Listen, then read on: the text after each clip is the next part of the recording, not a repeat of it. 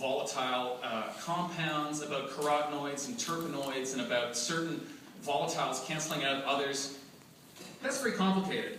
But you can also talk about it, if you want to boil it down, you can. And this is my answer to people say, where does flavor come from in beef? It's a function of two things. Flavor equals age plus diet. So there's two things you have to remember. Cattle have to be a certain age before they're flavorful. For me, the cutoff is something around 24 months. They don't start to get interesting till around then. If you start to push it too much lower than that, you're going to get beef that is more like veal. The other thing is diet. Cattle need to eat food that is in itself flavorful.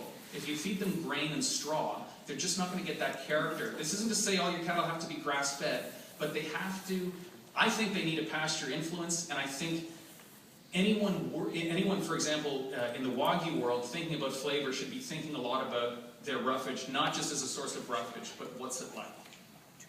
I can't tell you exactly how to do that. Those are questions you guys need to figure out, but it's something that needs to be thought about.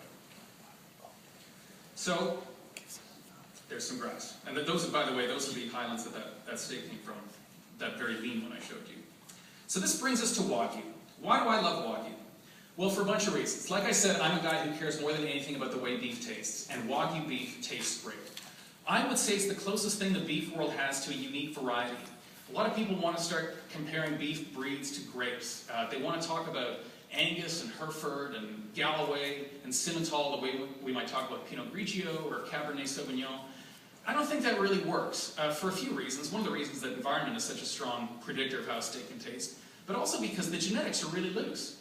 You can't really talk about Angus cattle because there's a lot of really terrible Angus genetics and there's some great Angus genetics. There's a ton of variability within the breeds. The thing that makes Wagyu interesting is that it has a much more narrow genetics. I know that makes life challenging for you guys, but it also makes the steak experience more predictable and more interesting, and I think more authentic.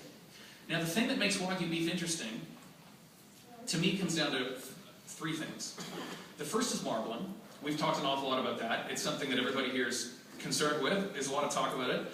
The second, it's number 3 here, the second is delta-9 desaturase. This is that enzyme that is produced, all mammals have it, we also have it, everybody in this room has this enzyme that converts stearic acid to the monounsaturated oleic acid. The reason it's interesting is there's two reasons. The first is that it makes the fat softer, so that it gives the beef that luscious quality, that you know you're dealing with good Wagyu, that when you handle it, there's that kind of film on your hands that you can just wash off with warm water. When you deal with commodity beef, you get this horrible sticky goo that doesn't even come off with soap. But the other thing that's interesting about delta-9 desaturase and this oleic acid that it creates is that an unsaturated fat is more excited to get into a chemical reaction with something when it's being cooked. So you get more flavor from these oleic acid molecules forming more complex molecules on the grill. So that's one reason